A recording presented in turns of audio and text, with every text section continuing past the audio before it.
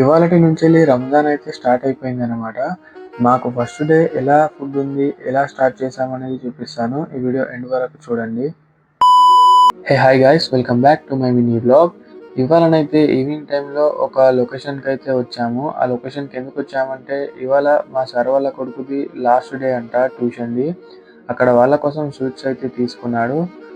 అక్కడికి వచ్చినాక కొన్ని నాగీనా ఇచ్చాడనమాట. అందులో ఒకటొకటి ట్రై అయితే చేశాను. దాని తర్వాత టైం చూస్తే 8:30 అయితే అవుతుంది. ఆ టైంలో హోటల్కి అయితే వచ్చి 3 పరోటాలతో పాటు దాల్ కర్రీ అయితే చెప్పుకున్నాము. దాంతో పాటు సలాడ్ అయితే ఇచ్చాడు. ఇదైతే జస్ట్ క్యాజువల్గా అన్నమాట.